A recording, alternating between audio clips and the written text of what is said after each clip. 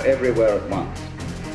And the only thing you've got to deal with that is the thing inside here in the south. Now, I'm not saying this to put down all this marvelous work of calculation, brought to immense sophistication electronically and so on. Not at all, because actually you people are the first people to understand the limitations of your own kind of knowledge. And you're going to have to tell the politicians about it. They don't know. They think that this kind of knowledge is the answer to everything. And I think most of you know it isn't. Which is not something, I repeat, against technology. I only say that when you walk, you put your right foot forward. And that's fine, but then you must put your left foot forward. So let's say that the great technological enterprise has been putting the right foot forward. But you must bring up the left foot. That is to say, bring up re-evaluation and new respect for the organic type of organization, which is incomprehensible to technological thinking, but which always underlies it. That by itself doesn't work, because after you bring the left foot up, you've again got to bring up the right foot.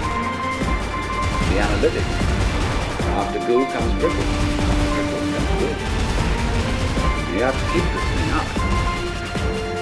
And I think our danger at the present time is that we are so heady, so delighted with the results of prickles, that we've got to let back a little bit of truth. Well now, what we've got to try and do is, I think, to work out making the Jamestown. And this is the thing that civilized education has neglected. Lynn White, when she wrote him again, used to say that the academic world today only values three kinds of intelligence. Verbal intelligence, mnemonic intelligence, and computational intelligence. Yet it entirely neglects kinesthetic intelligence, social intelligence, and he had at least 7 kinds of intelligence altogether they all work. But it is this extraordinary capacity of the neural organization, say, to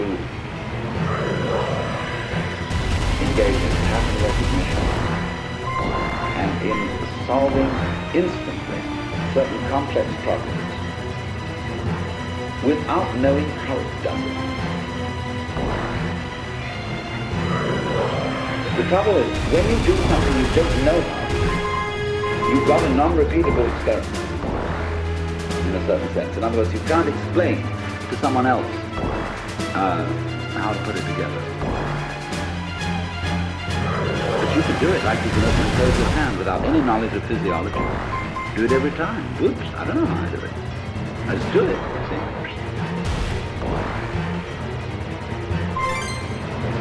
So we have an enormous potential of intelligence, of knowing how to do all sorts of things, which, to the extent that we are academically minded people, we won't allow ourselves to do, because we can't explain it.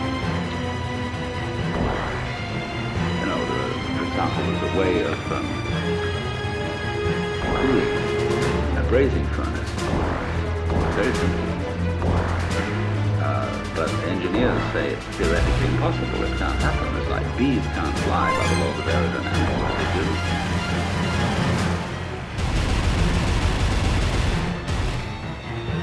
So the rather practical issue I come to is this, that technology, if it relies exclusively on linear thinking is going to destroy the environment.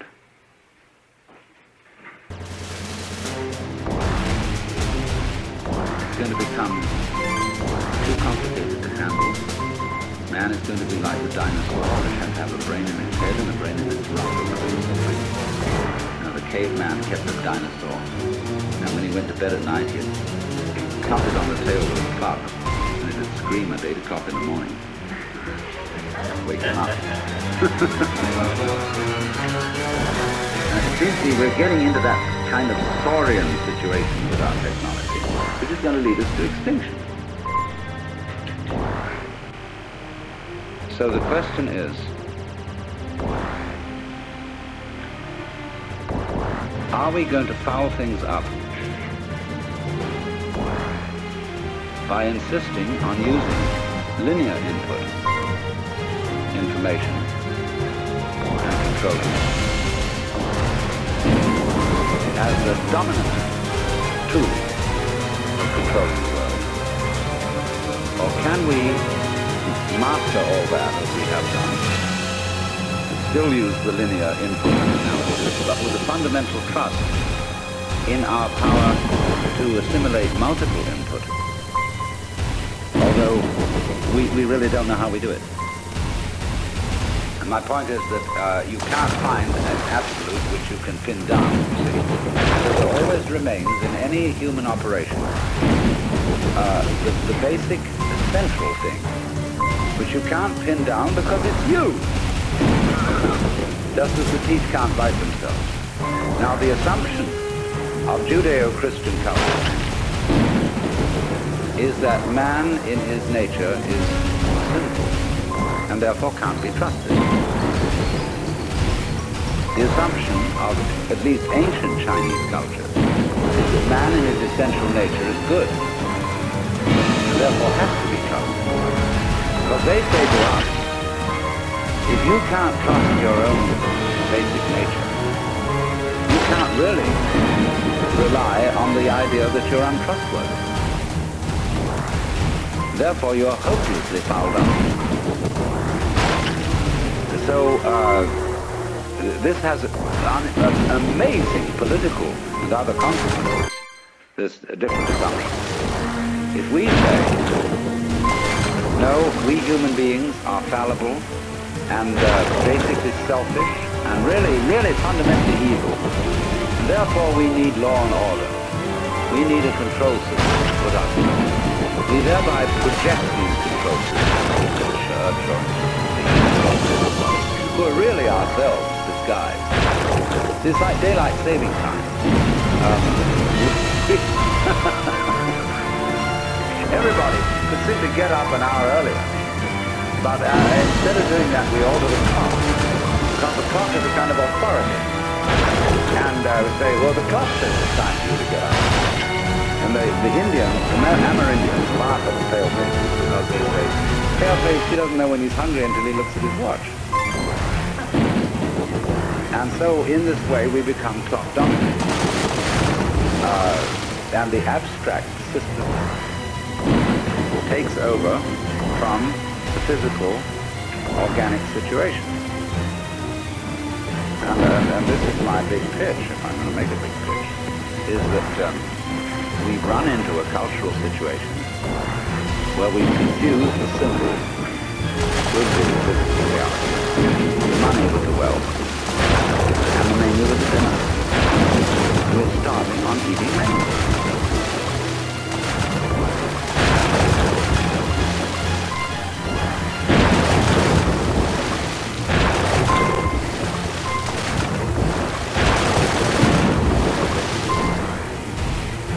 Well, now,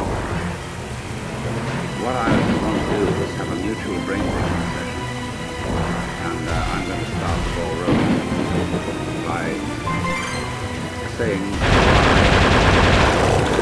I, as a philosopher, am interested in many things that you are all probably interested in professionally. Basically, what we're going to talk about, I suppose, is the problem of control. as exemplified in the ancient Latin question, quis custodiet custodies ipsos? Who guards the guards? Now, we know that we're living in an age when there's been an enormous proliferation of techniques for subjecting every kind of natural process outside the human skin and now increasingly inside the human skin to some form of rational control. And as we succeed in doing this, it also becomes apparent that we're failing, that the process becomes of such a high degree of complexity that we begin to feel that we're standing in our own way, that everybody complains. The state of affairs in the modern world, in the technological world, is so complicated that nobody can understand it. Nobody really knows what to do. That, for example, you want to run a small business, and you find you run into such enormous legal hassles that you need so many secretaries to do the paperwork that you can hardly do the business, that you're trying to run a hospital, but that you have to spend so much time making records and writing things down on paper that you don't have much time to practice medicine. As you're trying to run a university, and the requirements, the reporting, the endless red tape of the registrar's office of the administration is such that the actual work of research and teaching is seriously hampered. So the individual increasingly feels himself obstructed by his own consciousness. This is basic. Now, to explain myself, first of all, because I am a philosopher who has for many years been interested in the mutual fructification of Eastern cultures and Western cultures, studying Oriental ideas, not in the spirit of saying to the West, you ought to be converted to Oriental ideas, but in the spirit of saying, you don't understand the basic assumptions of your own culture if your own culture is the only culture you know. Everybody operates on certain basic assumptions, but very few people know what they are. You can say, very often you encounter this sort of character, you've got an American businessman. Well, I'm a practical businessman. I believe in getting results and things done. I believe in logic and not no concern. Now, I know that the practical basic assumptions, the metaphysics of that man, can be defined as pragmatism, as a school of philosophy.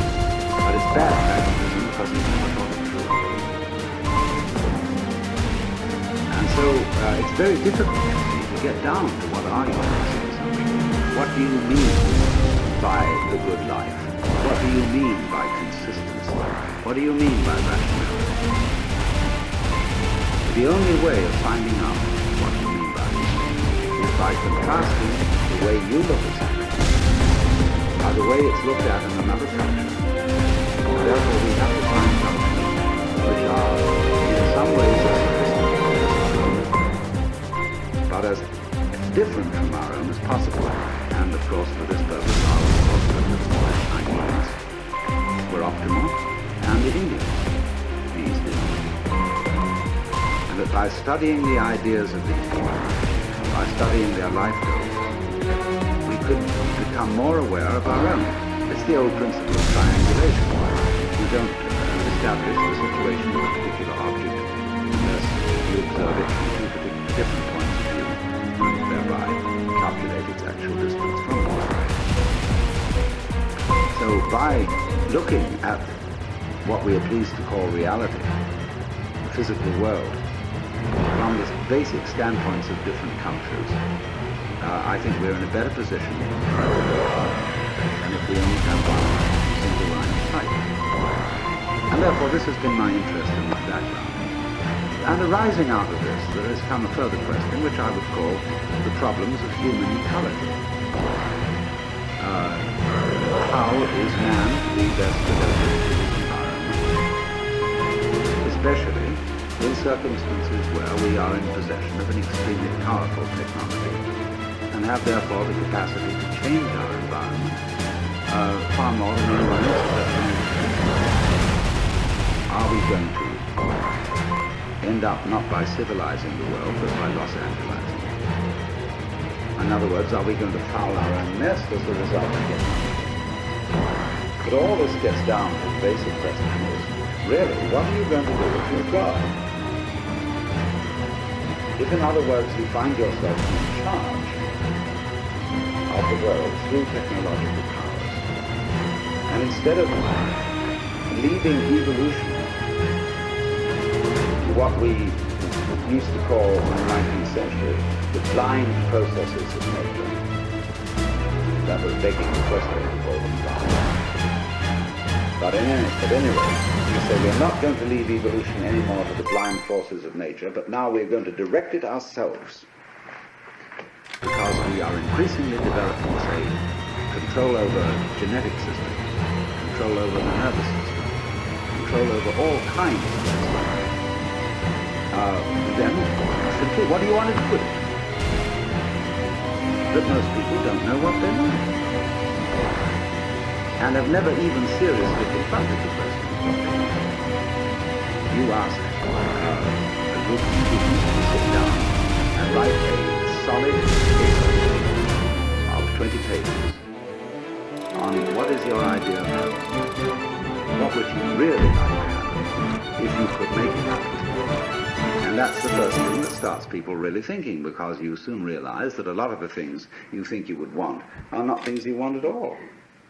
Supposing, just for the sake of illustration, you had the power to dream every night any dream you wanted to dream. And you could, of course, arrange for one night of dreaming to be 75 years of subject time, or any number of years of subject time. What would you do? Well, of course, you'd start out by fulfilling every wish. You would have routes and orgies, all the most magnificent food and sexual partners and everything you could possibly imagine in that direction. When you got tired of that, after several nights, you would switch a bit and you would soon find yourself involved in adventures and contemplating great works of art, fantastic mathematical conceptions. You would soon be rescuing princesses and dragons, and all sorts of things like that. And then one night you'd say, now look, tonight what we're going to do is we're going to forget this thing. We're going to keep really.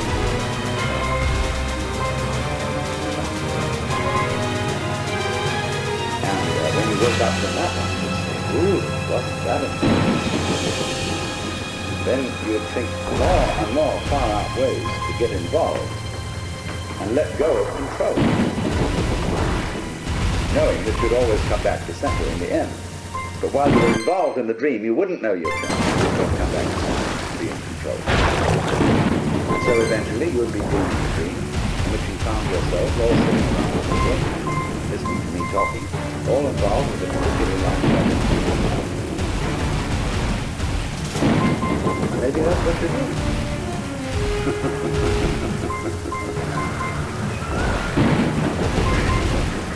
But here's the difficulty. The difficulty is control. Are you wise enough to play a dream God?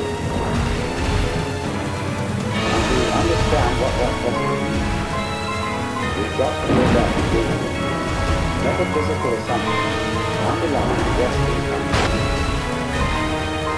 Whether you are a Jew or a Christian or an agnostic or a atheist, you are not uninfluenced by the whole tradition of Western culture. The models of the universe that it is employed, which influence our very language, the structure of our thought, the very constitution of logic.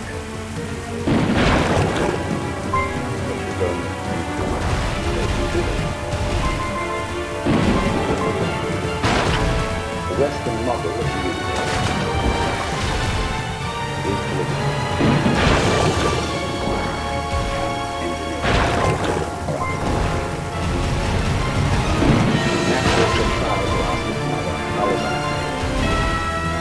Would be inconceivable for a Chinese child.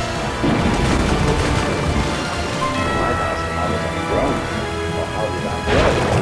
But not how was I grown, as if I were something put together, which is a constant. All Western thought is based on the idea that the universe is a construct.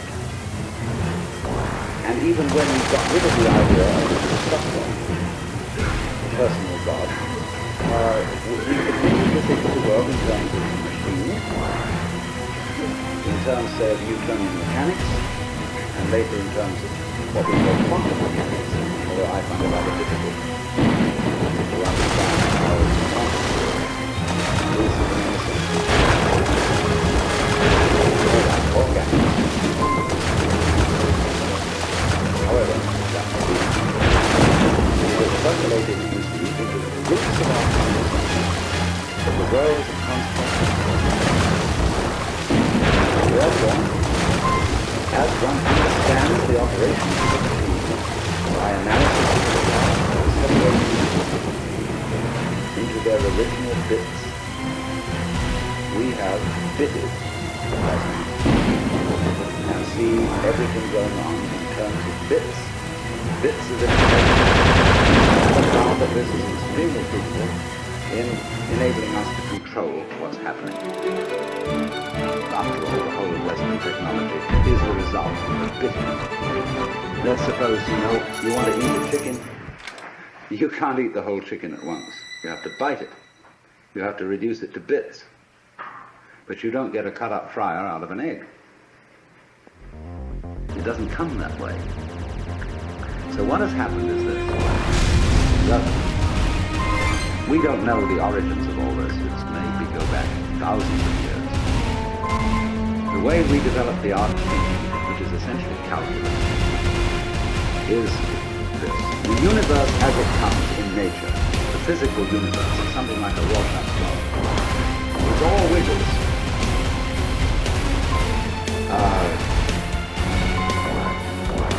We who live in cities are not really used to this because we build everything straight lines and rectangles. Wherever you see this sort of thing, you know human beings have been around because they're all trying to straight things out. But nature itself is clouds, is water, is the outlines of continents, it's mountains, it's biological systems, all of them wiggling. And wiggling things are two human consciousness.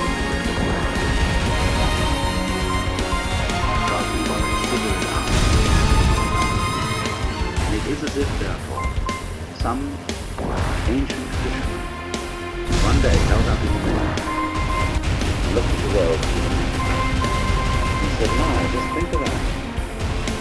There I can see the view. It's one, and that peak of that mountain is 1, 2, 3, 4, 5, 6 holes across. And the base is 1, 2, 3, 4, 5. Now I've got its number. So the lines of latitude, the longitude, the lines of celestial, the whole idea of a matrix, of looking at things through graphs, paper painted on cellophane, is the basic idea of matrix. This is the way we calculate. Break down the wiggliness of the world into comprehensible, calculable, geometrical units, thereby figurative and constructive in those terms. And this is so successful up to a point that we can, of course, come to imagine that this is the way the physical world really is. Discrete, discontinuous, full of points. In fact, the mechanism. But I want to just put into your mind the notion that this may be the prejudice of a certain personality. You see, In the history of philosophy and poetry and art, we always find it contains two personality types, which I call prickly and gooey. The prickly people are advocates of intellectual populism. They want a rigor, they want precise statistics, and they have a certain strict attitude in their voices, and you know this very well in academic circles. And they accuse other people of being disgustingly vague and miasmic and mystical. But the vague, miasmic and mystical people accuse the prickly people of being mere skeletons with no flesh on their bones. And they say to you, you just rattle. You're not really a human being. You know the words, but you don't know the music. And so therefore, if you belong to the prickly type, you hope that the ultimate constituent of matter is particles. If you belong to the gooey type, you hope it's waves. If you're prickly, you're a classicist. And if you're gooey, you're a romanticist. And going back into medieval philosophy, if you're prickly, you're a nominalist. If you're gooey, you're a realist. And so it goes. But we know very well that this natural universe is neither prickles nor goo exclusively. It's gooey prickles and prickly goo. And you see, it all depends on your level of magnification.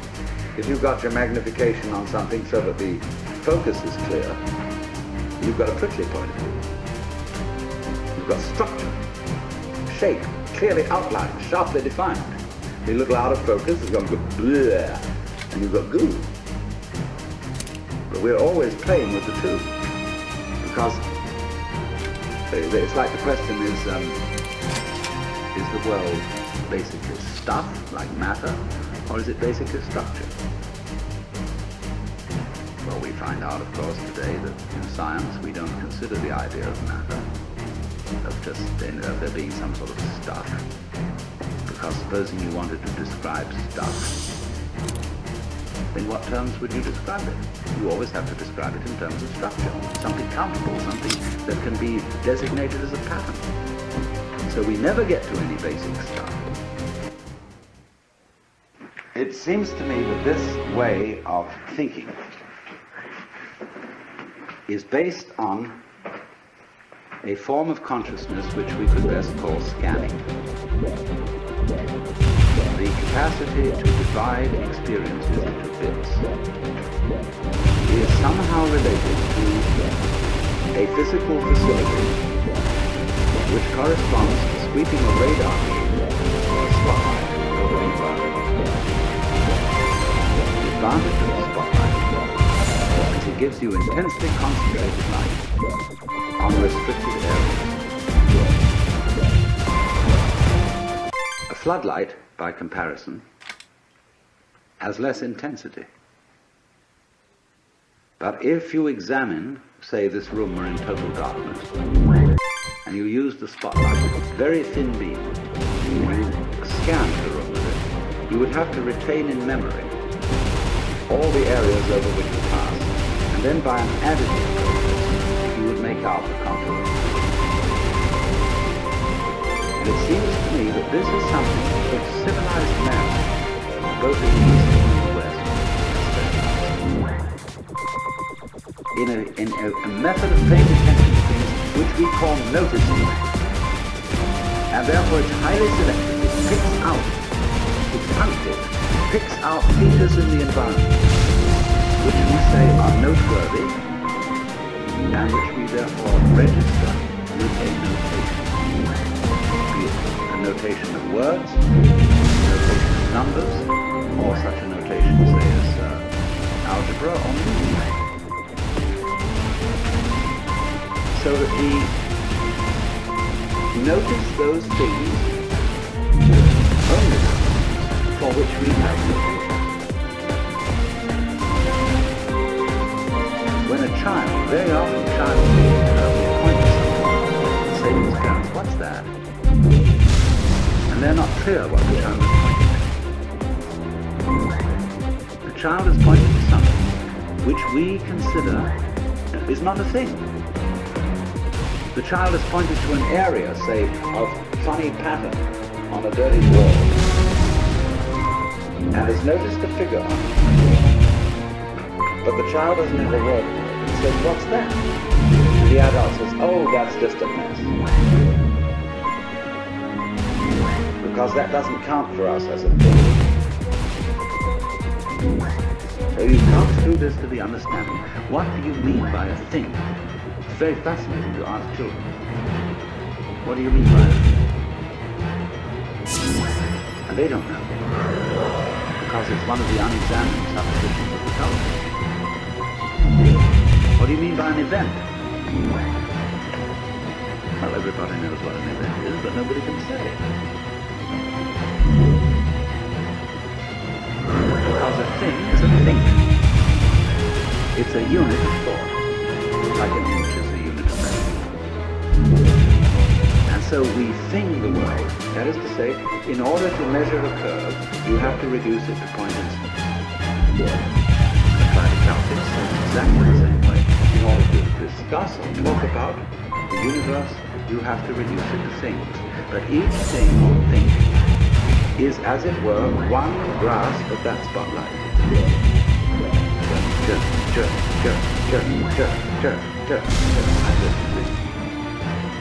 So we reduce the infinite wiggliness of the world to grasps or bits. We're getting back to biting, you see, the idea of the teeth.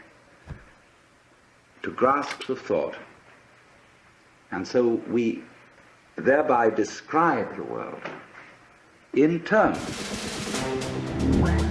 of things, just as that fisherman could describe his view by the number of net holes through which the view was shown.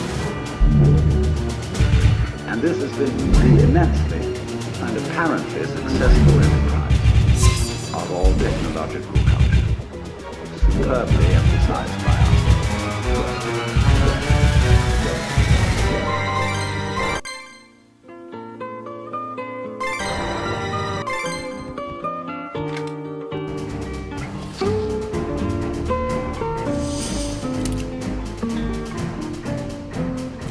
This is the first selection from the Alan Watts lecture series, The Tao of Philosophy. Alan Watts is best known as an interpreter of Zen Buddhism in particular, and Indian and Chinese philosophy in general. The author of over 20 major works on the philosophy and psychology of religion, Alan Watts has earned the reputation of being one of the most original and unrutted philosophers of the 20th century. The title of this selection is Myth of Myself, and has been one of our most popular tapes over the years. Alan Watts used the I. He goes on to show the limits of our self-image as the barrier to knowing who we really are. These selections are produced as a joint effort between the Electronic University and the Philosophy School. At the end of this program, we will give you an address and rights for further program information. And now, here's Watts.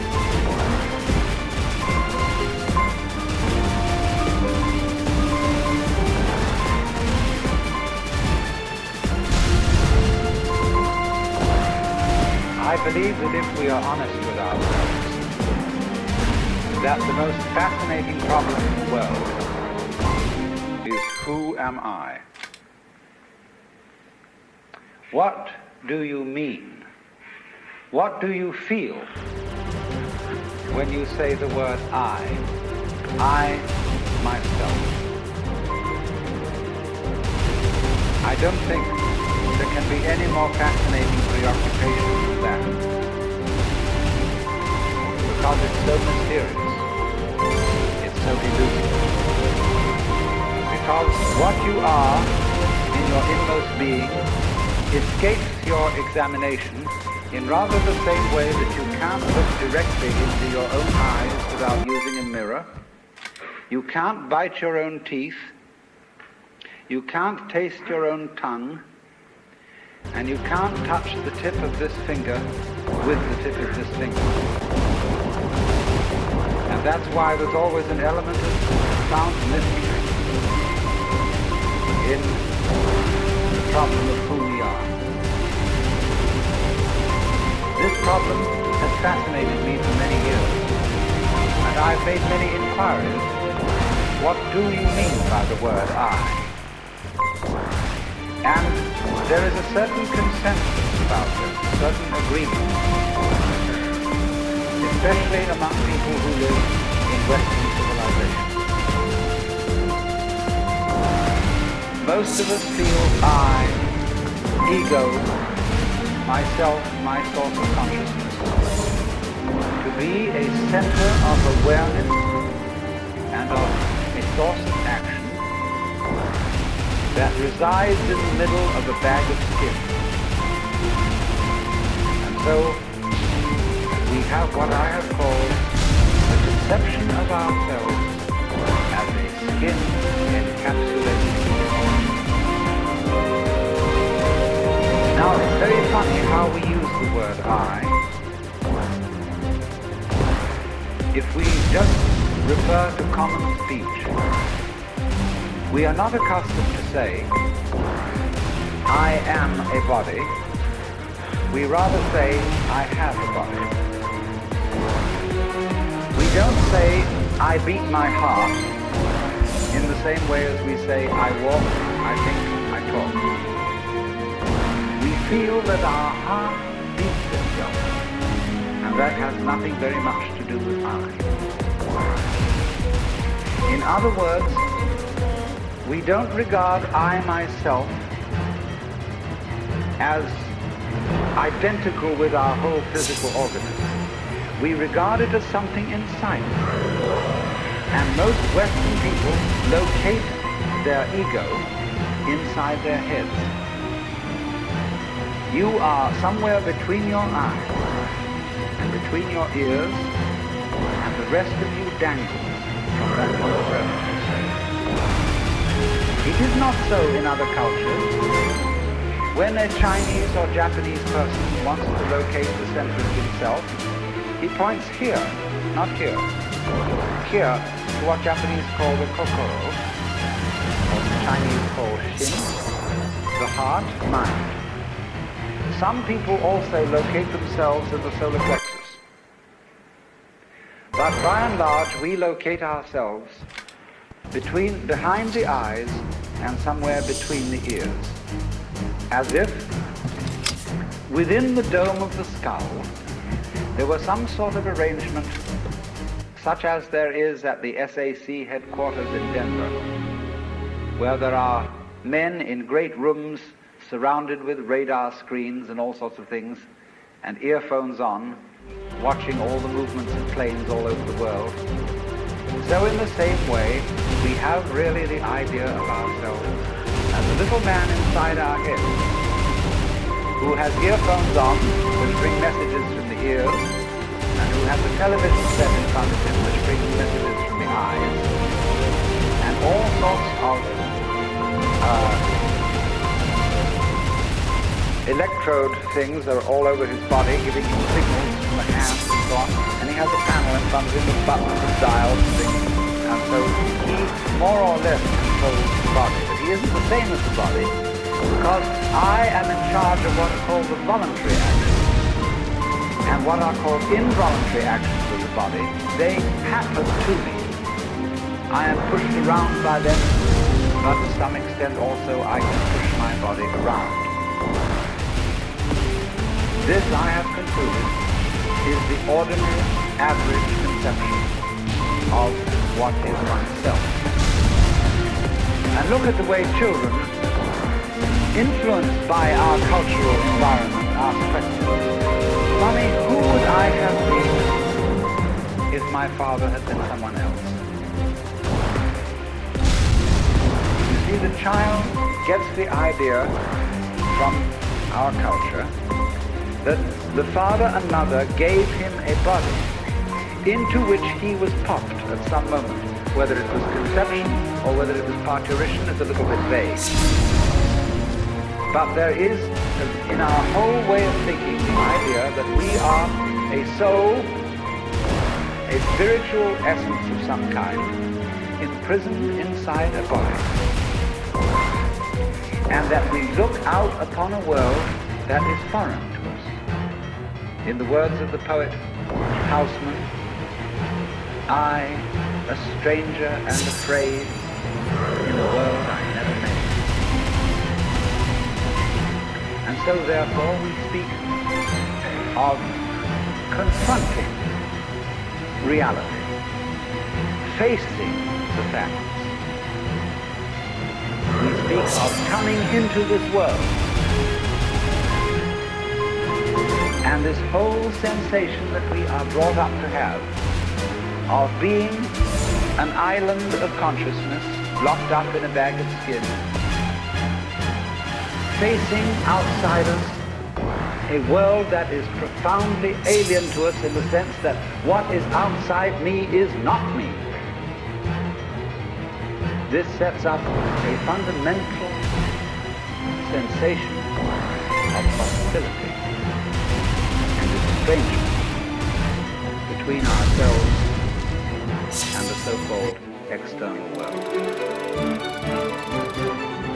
Therefore, we go on to talk about the conquest of nature, the conquest of space,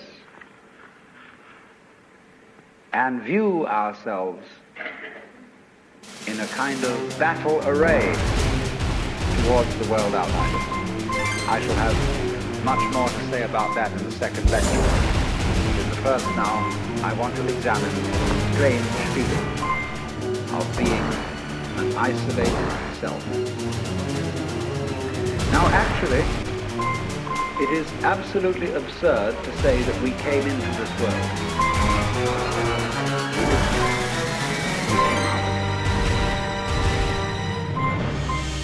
What do you think you are? Supposing this world is a tree. Are you leaves on its branches? Or are you a bunch of birds that settled on a dead old tree from somewhere else? Surely, everything that we know about living organisms from the standpoint of the sciences shows us that we grow out of this world. That we, each one of us, are what you might call symptoms of the state of the universe as a whole. But you see, that is not part of our life. Western man has for many centuries been under the influence of two great myths. When I use the word myth, I don't necessarily mean falsehood. To me, the word myth signifies a great idea in terms of which man tries to make sense of the world. It may be an idea, it may be an image. Now, the two images which have most profoundly influenced Western man are, number one, the image of the world as an artifact, like a carpenter's table or a jar made by God. Indeed, in the book of Genesis, there comes the idea that man was originally a clay figurine made out of the earth by the Lord God, who then breathed into this clay figurine and gave life. And the whole of Western thought is profoundly influenced through and through and through by the idea that all things, all events, all people, all mountains, all stars, all flowers, all grasshoppers, all worms, everything are artifacts, and they have a name. And it is therefore natural for a Western child to say to his mother, how was I made? That would be quite an unnatural question for a Chinese child. Because the Chinese do not think of things as made. They look upon it as something that grows to further.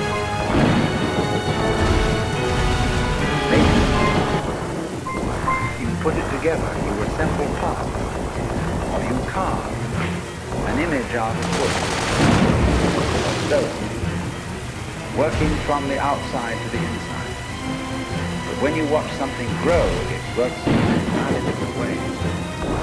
It doesn't assemble parts. It expands from within and gradually complicates itself, expanding up like a bud, like a seed. But behind our whole thought is the idea that the world is an art, that it is put together by a celestial architect, therefore knows how it is done. When I was a little boy and I asked many questions,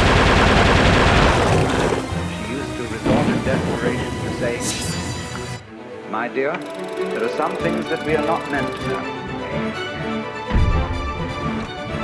And I said, "Well, will we ever find out?" And she said, "Yes, when we die and we go to heaven, it will all be made clear." And I used to think that on wet afternoons in heaven, we would all sit around the throne of grace and say to the Lord God, "Now just why did you do it this way? And how did you manage it that?" And he would explain it and make it all very clear. All questions would be answered. Because as we have popularly, in popular theology, understood the Lord God, he is the mastermind who knows everything. And if you ask the Lord God exactly how high is Mount Whitney, the nearest millimeter, he would know exactly like that. Any question, the cosmic encyclopedia Britannica.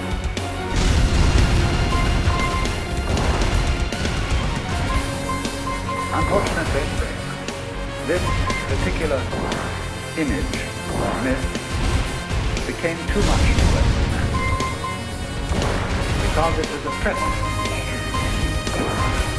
To feel that you are known through and through, watched all the time, by an infinitely just judge.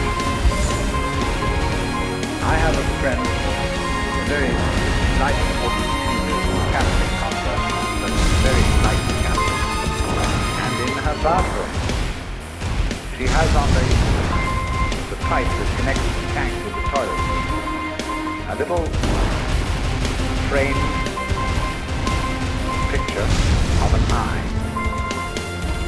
And underneath in Gothic letters is written, "Thou God seest me." Everywhere is this eye watching, and judging. So that you always feel you're never really by yourself. But the old gentleman, observing you and writing notes in his black book. And this became too much for the West. It became oppressive. They had to get rid of it.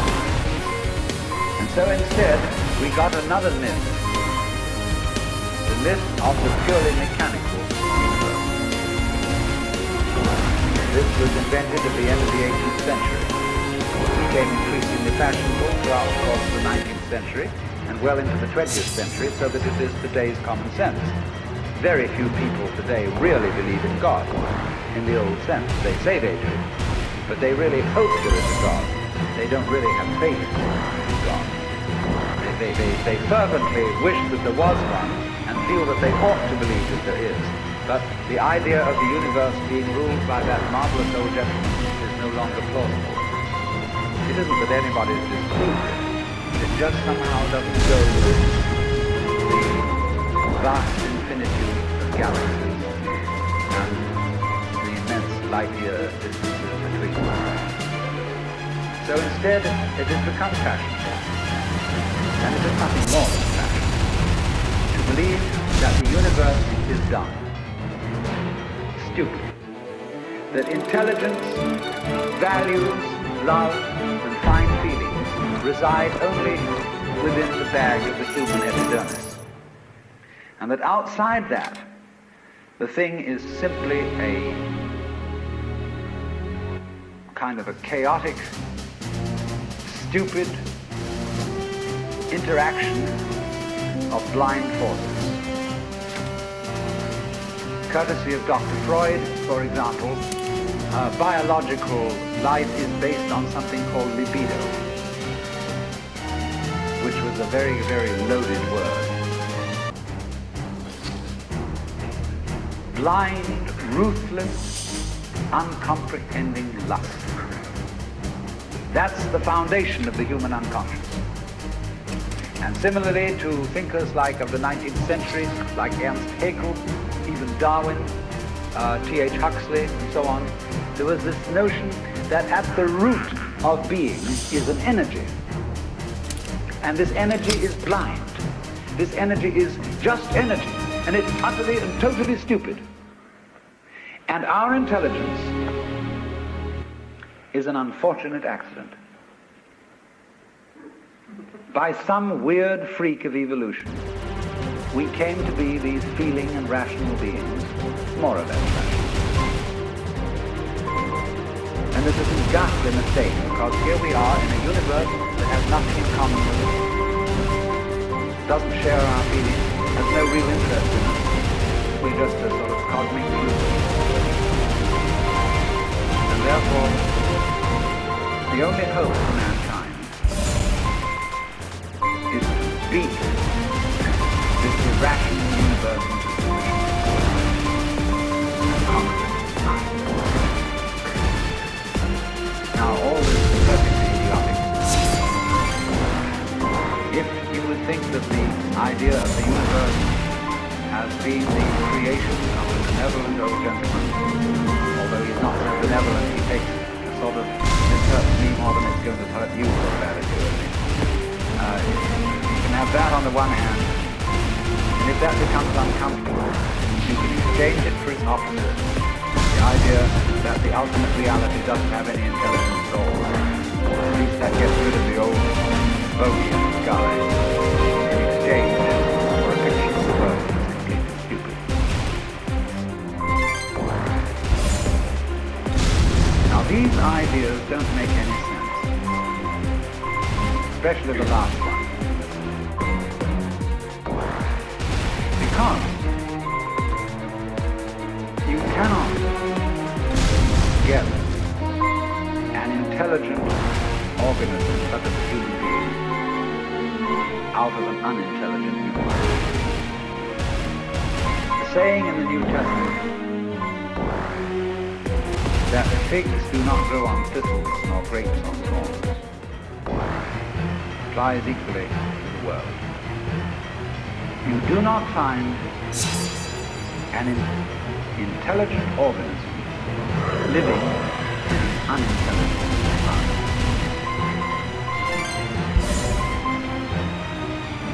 Look,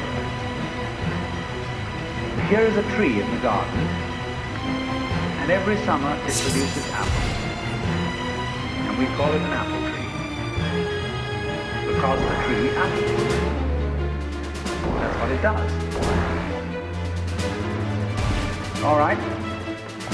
Now here is a solar system inside a galaxy. And one of the peculiarities of this solar system is that at least on the planet Earth, the thing peoples. In just the same way that an apple tree apples. Now maybe 2 million years ago, somebody came from another galaxy in a flying saucer and had a look at the solar system. And they looked it over and shrugged their shoulders and said, just a bunch of rocks. And they went away. Later on, maybe 2 million years later, they came around and they looked at it again. And they said, excuse me, we thought it was a bunch of rocks, but it's peopling. And it's alive, after all. It has done something intelligent. Because you see, we grow out of this world in exactly the same way that the apples grow on the apple tree. If evolution means anything, it means that. But you see, we curiously twist it. We say, well, first of all, in the beginning, there was nothing but gas and rock. And then intelligence happened to arise in it, you know, like a sort of fungus or slime on the top of the whole thing. But we're thinking in a way that disconnects the intelligence from the rocks. Where there are rocks, watch out. Watch out, because the rocks are going eventually to come alive.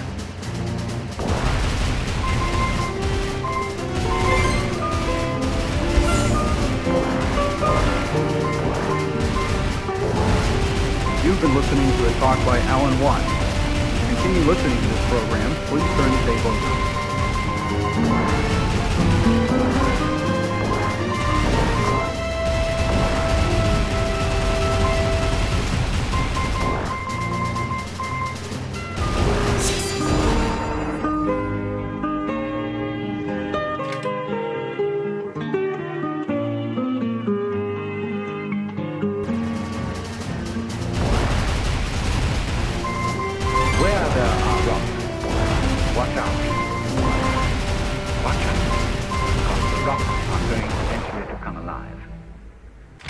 People crawling over them.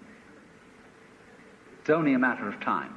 Just in the same way as the seed, the acorn, is eventually going to turn into the oak, because it has the potentiality of that. Rocks are not dead.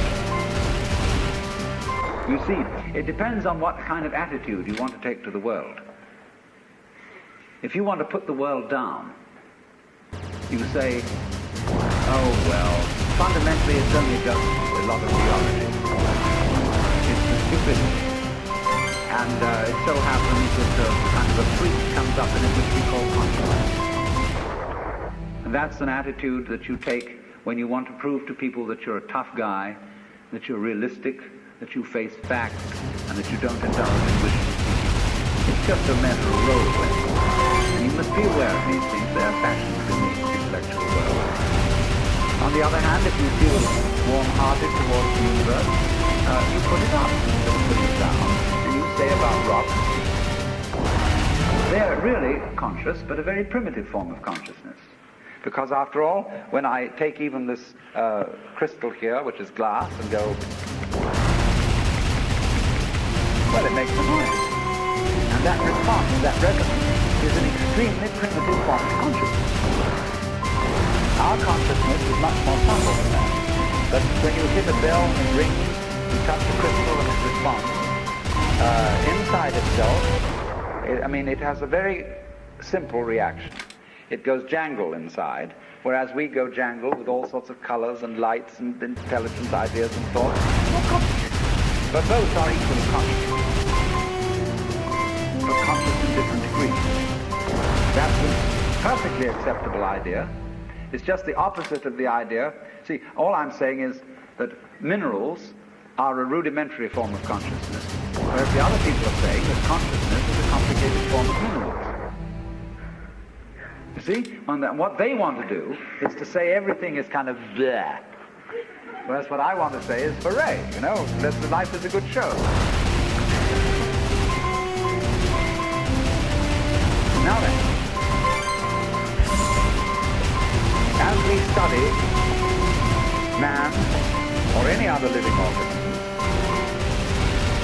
and try and describe it accurately and scientifically, we find that our normal sensation of ourselves as isolated egos inside a bag of skin is a hallucination. It really is absolutely nothing. Because when you describe human behavior, or the behavior of a mouse or a rat or a chicken or anything you want to describe, you find that as you try to describe its behavior accurately,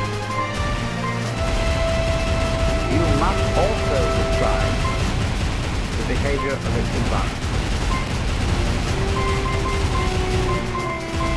Supposing I walk, and you want to describe the action of walking. You can't talk about my walking without also describing the floor. Because if you don't describe the floor and the space in which I am moving, all you will be describing is somebody who's swinging his legs in empty space. So to describe my walking, you must describe the space in which you find me. You couldn't see me unless you could also see my background, what stands behind me. See, if I myself, if the boundaries of my skin were coterminous with your whole field of vision, you wouldn't see me at all. You would see my bright red vest instead. That's why I put it on. point. And that would be the thing that fills your field of vision, the thing standing there. You wouldn't see me because in order to see me, you have to see not only what is inside the boundary of my skin, you have to see what is outside it too. Now that's terribly important. Really, the fundamental, ultimate mystery, the only thing you need to know to understand the deepest metaphysical secret is this: that for every outside, there is an inside, and for every inside, there is an outside. And although they are different, they go together. There is, in other words, a secret conspiracy between all insides and all outsides, and the conspiracy is this: to look as different as possible, and yet underneath to be identical. Because you don't find one without the other. Like Tweedledum and Tweedledee, agreed to have a pattern. No sense, agreed. So there is a secret. What is esoteric, what is profound, and what is deep is what we will call the implicit. What is obvious and on the open is what we will call the explicit. And I and my environment, you and your environment, are explicitly as different could be. But implicitly, you go together. And this is discovered by the scientist when he tries, as the whole art of science is to describe what happens exactly.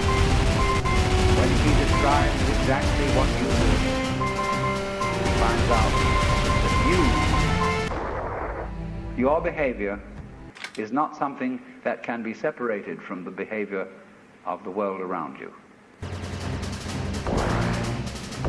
He realizes then that you are something that the whole world is doing.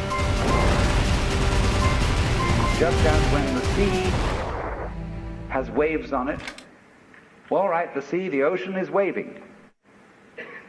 And so each one of us is a waving of the whole cosmos, the entire world, all there is. And with each one of us, it's waving and saying, woo-hoo, here I am. Only it does it differently each time. Because variety is the spice of life. But you see, the funny thing is, we haven't been brought up to feel that. Instead of feeling that we, each one of us, are something to the whole realm of being, we feel that we are something that has come into the whole realm of being as a stranger. When we were born, we don't really know where we came from, but we don't remember. We think when we die, that's just going to be that. Some people console themselves with the idea that they're going to heaven, or that they're going to be reincarnated, or they're going to Summerland or something else. People don't really believe that. But for most people it's plausible. The real thing is haunted. When they die, they go to sleep and never going to wake up. They're going to be locked up in the space deposit box of darkness forever. But that all depends, you see, upon the false notion of what is.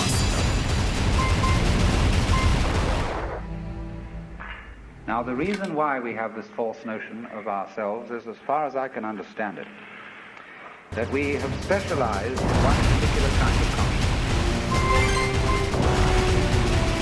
Being very gentle, rough, we have two kinds of consciousness. One I will call the spotlight, and the other the floodlight. The spotlight is what we call conscious potential.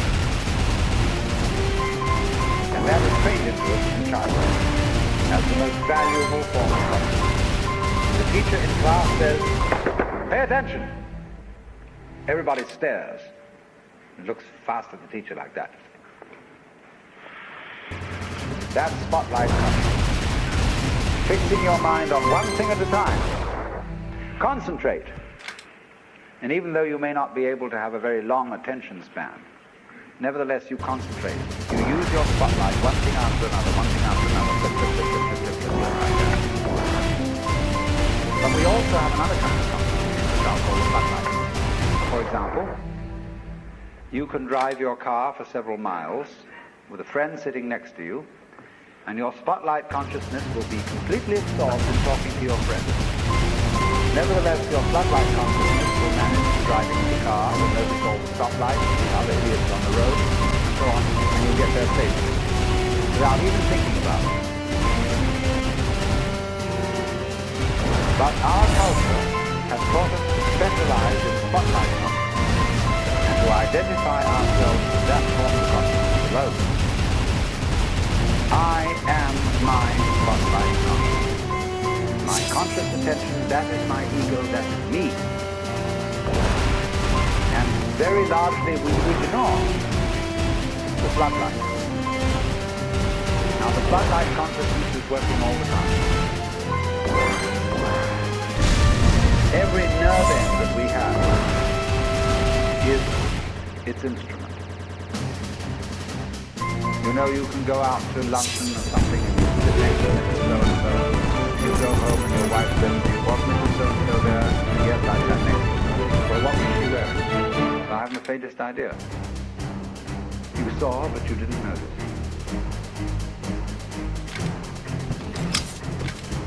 Now, because we have been brought up to identify ourselves with the spotlight consciousness, and the floodlight consciousness is undervalued,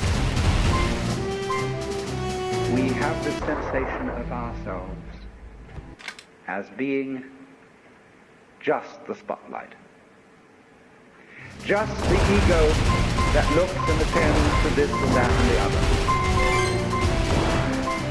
And so we ignore and are unaware of the vast, vast extent of our being. People who by various methods become fully aware of their floodlight consciousness have what is called a mystical experience, or a cosmic consciousness, or what the Buddhists call bodhi, awakening, the Hindus call moksha, liberation, because they discover that the real deep, deep self, that which you really are, fundamentally and forever, is the whole of being. All that there is, the works, that's you. Only that universal self that is you has the capacity to focus itself at ever so many different here and nows.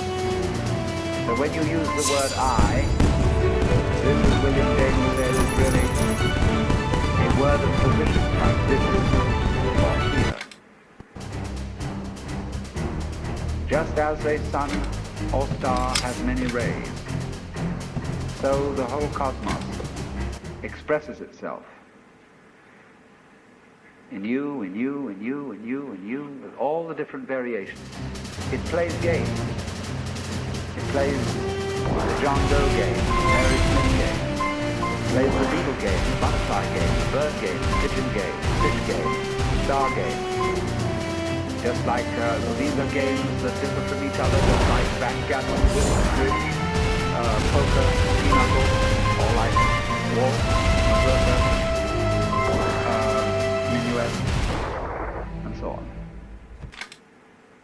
It dances with infinite variety. But every single dance that it does, that is to say, you is what the whole thing is doing. You see, we forget it. We don't know. We've been brought up in a special way so that we are unaware of the connection. Unaware that each one of us is the work, playing it this way for a while. And so we have been taught to dread death, as if that were the end of the show. It won't happen anymore. And therefore to be afraid of all the things that might bring about there. Pain, sickness, suffering. And if you don't know, if you're not really vividly aware of the fact that you are basically the world, you have no real joy in life. It is a bundle of anxiety mixed up with guilt. Because you see, when we bring children into the world, we play awful games. Instead of saying, how do you do? Welcome to the human race. Now, my dear, we are playing some very complicated games. And these are the rules of the game we're playing. I want you to understand them, and then you learn them, and then when you get a little bit older, you may be able to think up some better rules. Instead of being quite direct with our children, instead we say, you're here on probation, you understand that? And maybe when you grow up a bit, you'll be acceptable. But until then, you should be leaving on you're a mess. And you've got to be educated and schooled and whipped until you're human. So that these attitudes which are inculcated into us in infancy go on into old age. The way you start out is liable to be the way you finish. So people going around fundamentally feeling that they don't belong. Because their parents said to them in the first place, look, you don't really belong. You're here on something. You're on probation. You're not a human being yet. And people feel this right on into old age. And so they figure that the universe is presided over by this awful kind of God the Father parent, who, yes, has our best interest at heart, is loving, but who spares the rod, spoils the child, whom the Lord loveth, he chastens. So everybody's looking. When's it going to hit next? So don't feel that they belong. So we get this giant, what I call Christian ego, a little bit Jewish too,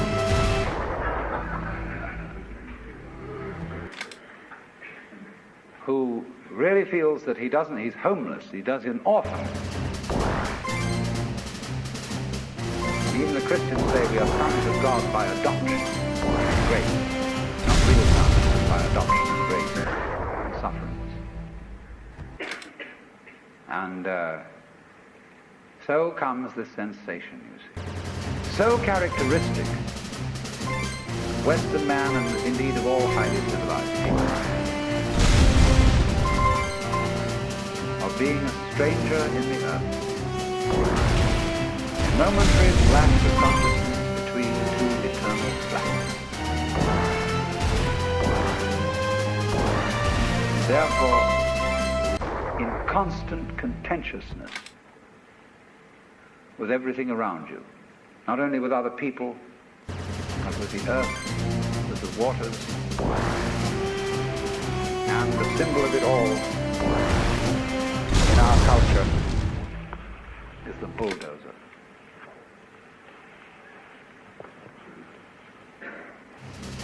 Where I live, like all the ferry boats, there is opposite us, across the water, was opposite to us, a lovely hill. They are going to put houses there, but they are going to try and put the sort of houses you would find in the suburban tractor park on a hill.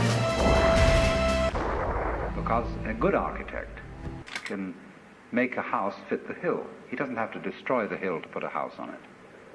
And if you want to live on a hill, obviously you want to live on a hill. And you don't want to destroy the hill by virtue of living on it. But that's what they do, especially in California. Protect it down flat. In California, where we've got lots of hills, they always scrape the tops off them so they're perfectly flat. And then they put houses on, and then they scrape them off in terraces all the way down. They upset the ecology of the hill, and eventually all the houses fall down. And so what? But by that time the payments have been made. But That's because the builder doesn't feel that the external world is his own body. It is. The external world is your own body extended.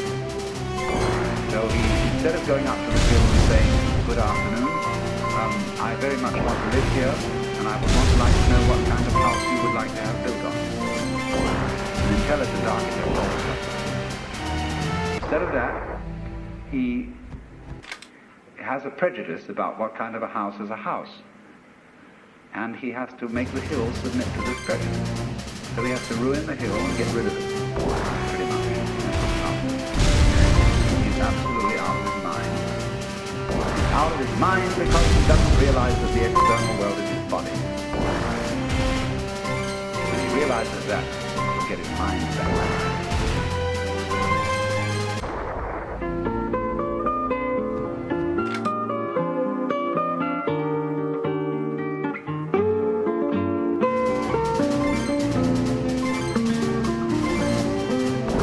You've been listening to a talk by Alan Watts. This program is protected by copyright, so the duplication in any form is prohibited by law and prevented by your integrity. For a complete catalog of this and other Alan Watts recordings, please write to Electronic University, Post Office Box 2309, San Anselmo, California 94979, or call us at 1-800-969-2887. That's 1-800-969-2887. We look forward to hearing from you.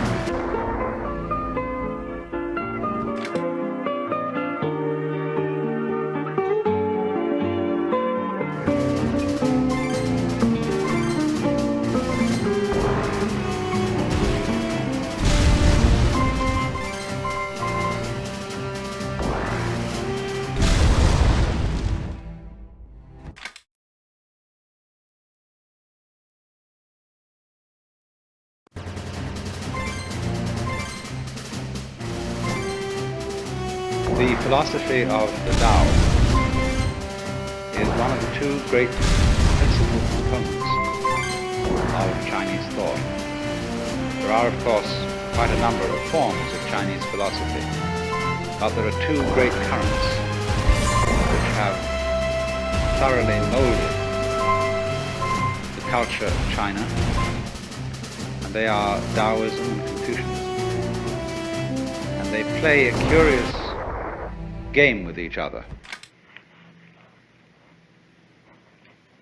Let me start by saying something about Confucianism, originating with Confucius or Confucius, who lived approximately about 630 BC.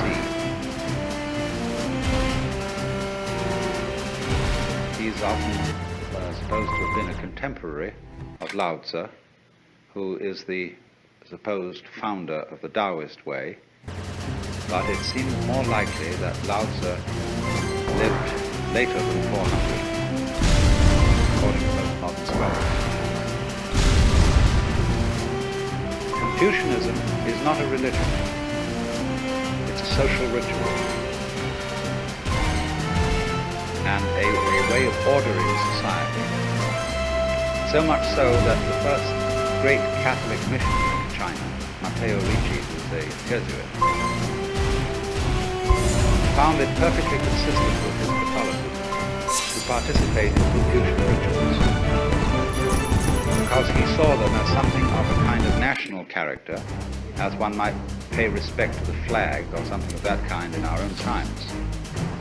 But he found that Confucianism involved no conflict with Catholicism, no commitment to any belief or dogma that would be at variance with the Catholic faith. So Confucianism is an order of society and involves ideas of human relations, including the government and the family, based on the principle of what is called in Chinese ren, although Jiafu will notice that I never get my tones right. which is an extraordinarily interesting word. I'm going to put some of these things on the whiteboard. This is the word.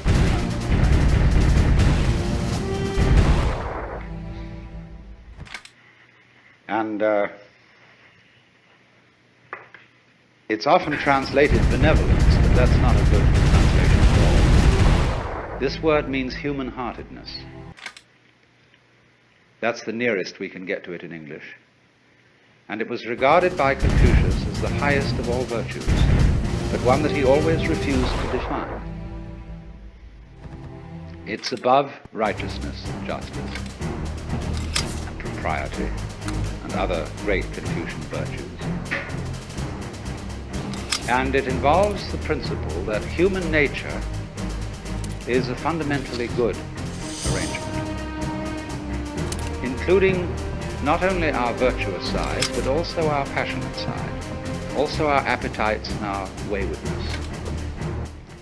The Hebrews have a term which they call the Yetzer Hara, Y-E-Z-E-R-H-A-R-A,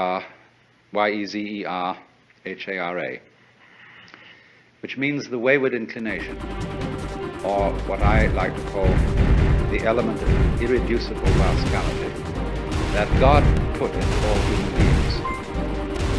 And put it there because it was a good thing. It was good for humans to have these.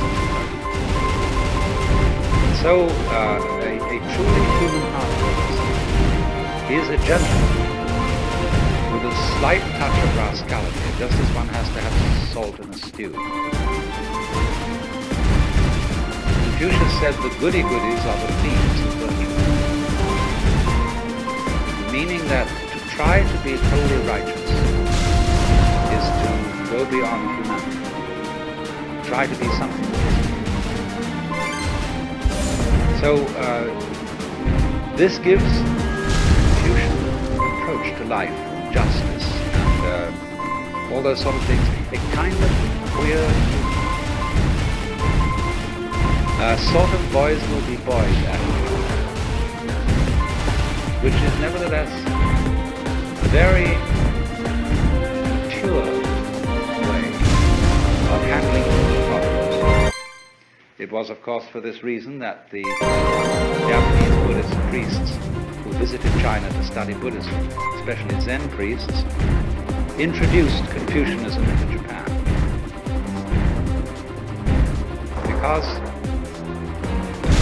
despite certain limitations that Confucianism has, and it always needs the Tao philosophy as a counterbalance, Confucianism has been one of the most successful philosophies in all history for the regulation of governmental and family relationships. But of course, it is concerned with formality. Confucianism prescribes all kinds of formal relationships, linguistic, ceremonial, musical, etiquette, in all the spheres of morals. And for this reason has always been twitted by the Taoists for being unnatural. You need these two components, you see, and they play at times. There are various ways of getting disentangled from the regular lifestyle, say, of the United States. If you want to go through the regular lifestyle of the United States, you go to high school and college, and then you go into a profession or a business. And you own a standard house, and you raise a family, and you have a car or two cars, and do all that jazz. But a lot of people don't want to live that way. And there are lots of other ways of living besides that. So you could say that those of us who go along with the pattern correspond to the Confucians. And those who are bohemians or bums or beatniks or whatever, who don't correspond with the pattern, they are more like the Taoists. Because the Taoist is really, actually in Chinese history, Taoism is a way of life for older people. Lao Tzu, the name given to the founder of Taoism, means the old boy. And the legend is that when he was born, he was already had a white beard.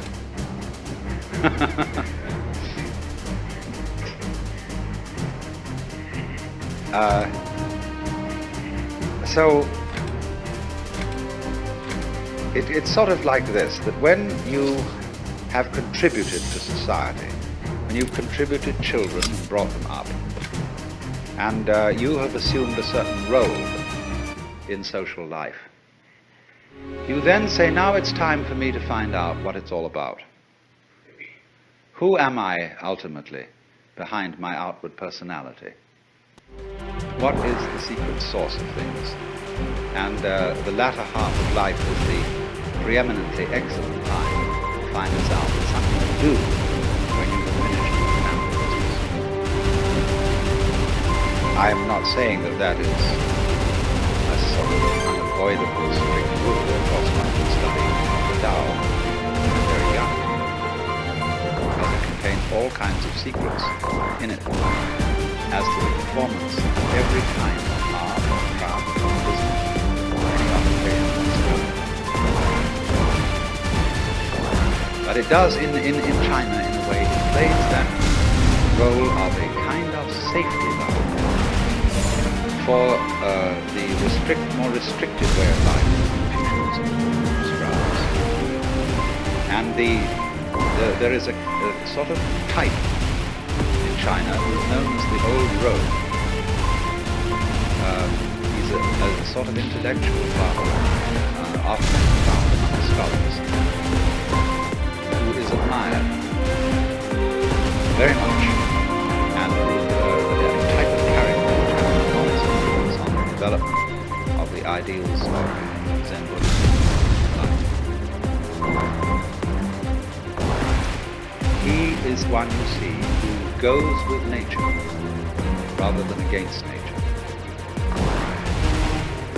Well, now, first of all, I'm going to talk about ideas which come strictly out of Lao Tzu's book, the Tao Te Ching. And, of course, the basic thing in the whole philosophy is the conception of Tao. This word has many meanings, and the book of Lao Tzu starts out by saying that the Tao which can be spoken is not the eternal Tao. Or there's a pun in there which you can't quite put into English. Can't give all the meanings. But the word Tao means both the way or course of nature or of everything. It also means to speak. So the actual opening phrase of the book, following this word Tao, is this. The character is repeated again. See? And this character means can be, or can, able, something like that. So the way which can be, then give it its second meaning, spoken, described, uttered. But it also means the way that can be weighed. Not W-E-I-G-H, but W-A-Y-E-D. You'd have to invent that word. The way that can be traveled, perhaps, is not the eternal way. In other words, there is no way in which the Tao, or following the Tao, there's no recipe for it. I can't give you any do-it-yourself instructions, A, B, C, D, as to how it's done. It was like when Louis Armstrong was asked, what is jazz? He said, if you have to ask, you don't know. Now that's awkward, isn't it? But we can gather what it is by absorbing certain atmospheres and attitudes connected with those who follow it. And from the art and the poetry and all the expressions and the anecdotes and stories that illustrate the philosophy of the way. So this word then, the way or the course of things, is not, you must understand this, some Christian missionaries translated Tao as the Logos, taking as their point of departure the opening passages of John's Gospel. In the beginning was the Word. Now if you look up a Chinese translation of the Bible, it says in the beginning was the Tao. The Tao was with God and the Tao was God. The same was in the beginning with God. All things were made by it, and without it was not anything made before God. So they've substituted Tao there. Now that I think a very funny effect on the Chinese philosopher, because the idea of things being made by the Tao is absurd. Tao is not a manufacturer, and it's not a government. It doesn't rule, as it were, in the position of a king. Although the book, the Tao Te Ching, is written for many purposes, but one of its important purposes is as a manual of guidance for a ruler. And what it tells him is essentially, rule by not ruling. Don't lord it over the people. And so he says the great Tao flows everywhere, both to the left and to the right. It loves and nourishes all things, but does not lord it over. And when good things are accomplished, it lays no claim to them. In other words, the Tao doesn't stand up and say, I have made all of you, I have filled this earth with its beauty and glory, fall down before me and worship. The Tao, having done anything, always escapes and is not around to receive any thanks or acknowledgement, because it loves obscurity. And Lao Tzu said the Tao is like water.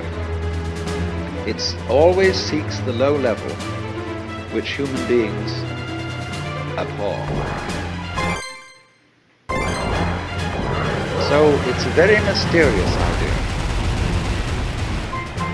Tao then is not really equivalent with any Western or Hindu idea of God, because God is always associated with being the Lord. Even in India, the Brahman is often called the Supreme Lord, although that the term more strictly applicable to Ishvara, the manifestation of Brahman in the form of a personal God. But Bhagavan, the Lord, Krishna, his song is the Bhagavad Gita, the song of the Lord. There's always the idea of the king and the ruler attached, but not in the Chinese Tao philosophy. Tao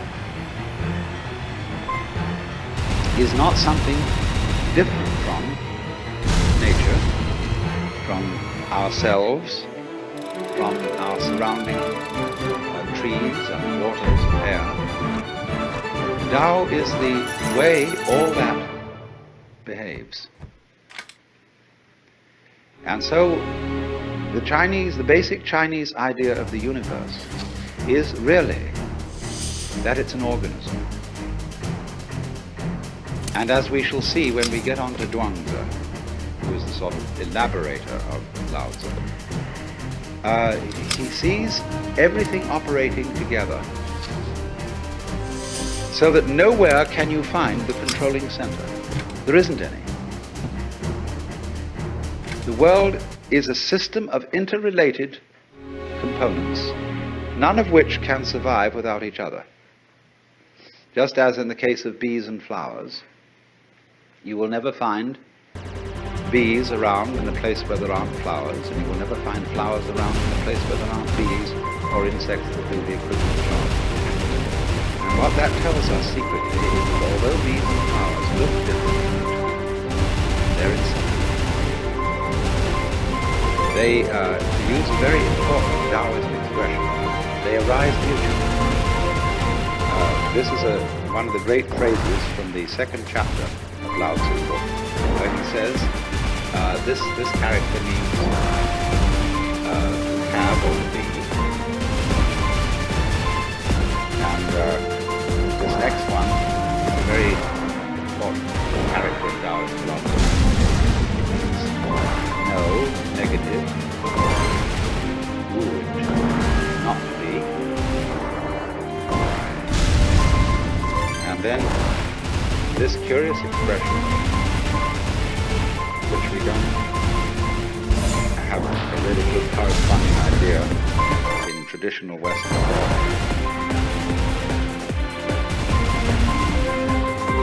So, to be and not to be mutually arise. This character is based on the picture of a plant, something that grows out of the ground. So, you could say positive and negative, to be and not to be, yes and no. Light and dark arise mutually from its being. The sun is cause, effect, it's not that relationship at all. It's like the egg and the hen. So as the bees and the flowers coexist in the same way as high and low, back and front, long and short, loud and soft. All those experiences are experienceable only in terms of their polar experience. So the Chinese idea of nature is that all the various species arise mutually because they interdepend. And this total system of interdependence is the Tao.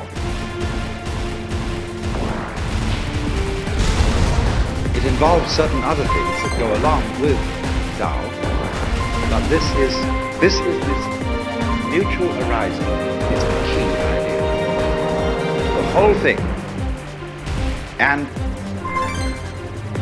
it is, if you want to understand Chinese and Oriental thought in general, it is the most important thing to grasp. Because you see, we think so much in terms of cause and effect. We think of the universe today in Aristotelian and Newtonian ways. And in that philosophy, the world is all separated. It's like a huge amalgamation of billiard balls. And they don't move until struck by another, by a cue. And so everything is going tock, tock, tock, tock, tock, tock, tock, tock, tock, tock, tock, tock, all over the place. One thing starting off another in a mechanical way. But of course, from the standpoint of 20th century science, we know perfectly well now that that's not the way it works. We know enough about relationships to see that that mechanical model which Newton devised was all right for certain purposes, but it breaks down now because we understand relativity, and we see how things go together in a kind of connected net, rather than in a chain of billiard balls banging each other around. So, in the philosophy of the Tao, it is said, it's always being said, you read this in every art book about Chinese art, that in Chinese painting, man is always seen as in nature, rather than dominating it. You get a painting entitled Poet Drinking by Moonlight, and you see a great landscape, and after some search with a magnifying glass, at last you see the poet stuck away in a corner somewhere drinking wine. Whereas if we painted the subject poet drinking by moonlight, the poet would be the most obvious thing in the picture. There he would be, dominating the whole thing, the landscape off somewhere behind him. But all the Chinese painters put man. I mean, the painters of the great classical tradition. There are Chinese painters who specialize in family portraits, do these very formal paintings of someone's ancestor sitting on a throne. It's quite a different category. But the Taoist-inspired painters, Zen-inspired painters, have this view of man as an integral part of nature.